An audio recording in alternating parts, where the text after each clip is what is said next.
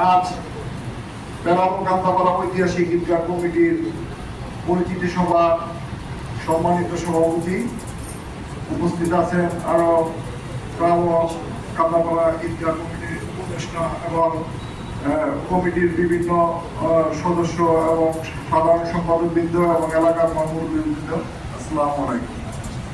আজ আমি শ্রদ্ধার সাথে স্মরণ করতে চাই, ইতিপূর্বে যারা আমাদের এই ম্যানেজিং কমিটিতে ছিল, দীর্ঘ 17 বছর যারা এই অক্লান্ত পরিশ্রম করে এই ঈদগাহ নামাজের ব্যবস্থা করেছিলেন, তাদেরকে আমি আন্তরিকভাবে ধন্যবাদ জানাই।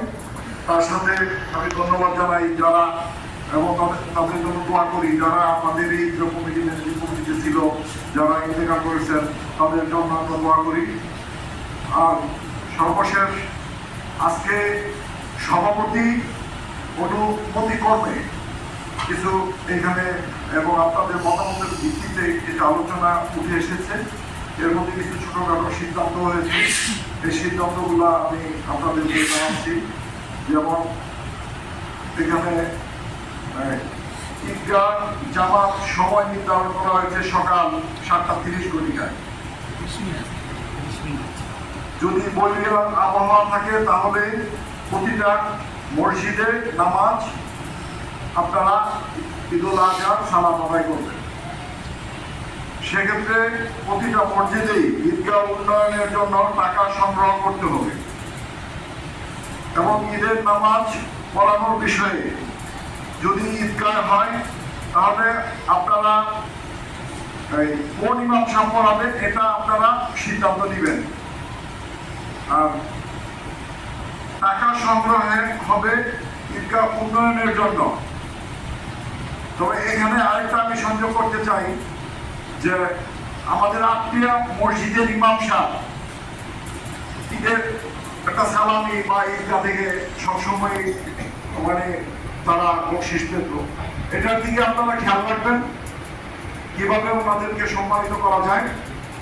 আসলে আলাদা ব্যাগ না নিয়ে একসাথে ব্যাগ করে আপনারা ম্যানেজিং ঈদগাহ কমিটিতে যারা আছেন তারা অত্যন্ত বিচক্ষণ এবং মেধাবী আমি মনে করি। তারা এই হুজুররা কিভাবে চলে তাদেরকে নিয়ে তো জানেনি, তাদের দিকে খেয়াল রেখে একটা হ্যান্ডসাম অ্যামাউন্ট তাদেরকে দিতে হবে।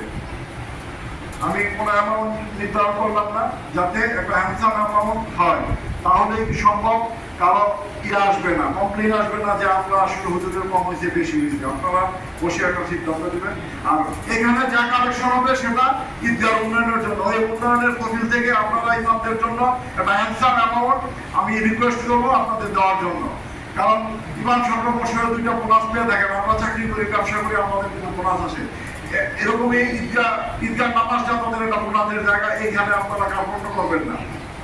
আরেকটি এখানে সিদ্ধান্ত হয়েছে যে এটা তো বলছি যে ঈদগাহ নামাজ যে সময় আমরা যদি চিন্তা করি বৈরী আবহাওয়া হবে এরকম চিন্তা করলে হবে না, আমাদের একটা প্রস্তুতি নিতে হবে যাতে আমরা ঈদগাহ নামাজটা পড়তে পারি।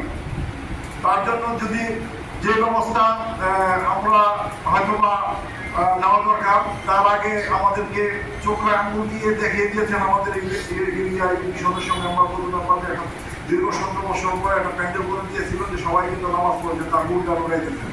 আমরা যেহেতু নতুন ম্যানেজিং কমিটিতে আসছি, এই কমিটি যাতে তাকে ব্যাকআপ কিছু দিতে পারেন, একাই তো দেখা দিচ্ছে ও আছে, তারপর ওর সাথে আমরা সহযোগী, ঠিক আছে, সহযোগিতা করবো।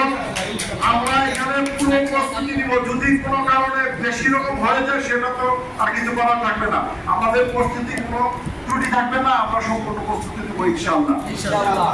আর সর্বশেষ আমার আরেকটি কথা যে আমরা যারা এই কমিটিতে আছি, আমি সভাপতি, জাকারিয়া ভাই সেক্রেটারি, সাধারণ সম্পাদক এবং উপদেষ্টা মন্ডলীরা বসে 3-4 মিলেই আমরা কোনো সিদ্ধান্ত নিব না।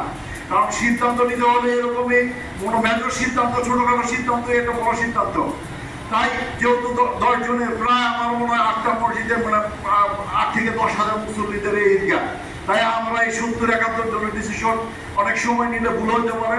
আমরা চিঠি আগামীবার যখন আমরা বলবো, যখন সাধারণ মুসল্লিরা যত থাকে এটা আপনারা ব্যবস্থা নেবেন যে সাধারণ মুসল্লিদেরও বলবেন, নাহলে বলবো যে ঈদগাহ কমিটি শুধু এরাই আসে, এরাই করুক, আমরা করবো না, ওদেরকে অন্তর্ভুক্ত করবেন। আর দ্বিতীয়ত হলো ঈদগাহ উন্নয়ন করার জন্য এবং ঈদগাহকে কিভাবে ডেভেলপ করা যায়, এটা ঈদের পরে আমরা একটা মিটিং কল করব। ওই সময় মুসল্লিদের সহ আপনারা রাখবেন, আমাদের কমিটি যারা আছে আমরাও থাকবো, থেকে একটা সিদ্ধান্ত নিব কিভাবে কি করা যায়। আমার মনে হয় আমাদের ইউপি মেম্বার একটা আপনাদেরকে হিংস দিছে যে সরকারি অনুদান আনা এখানে সম্ভব যদি আমরা সম্মিলিত করার চেষ্টা করি। ঠিক আছে, তো আমি রিকোয়েস্ট করবো মেম্বারকে যে আমরা সবাই সম্মিলিত করার চেষ্টা করবো, আপনার সহায়তায় আপনি একটা ঈদগাহ ব্যবস্থা ফান্ডের আনার ব্যবস্থা করবেন ইনশাল্লাহ। তো এই বলে আমি আমার আজকে বক্তব্য শেষ করলাম। আর বিশেষ করে আবারও ধন্যবাদ জানাই যারা ইতিপূর্বে 17 বছর এই ঈদগাহ চালিয়েছে, তাদেরকে ধন্যবাদ জানিয়ে আমি আজকের বক্তব্য শেষ করলাম। আসসালামু আলাইকুম।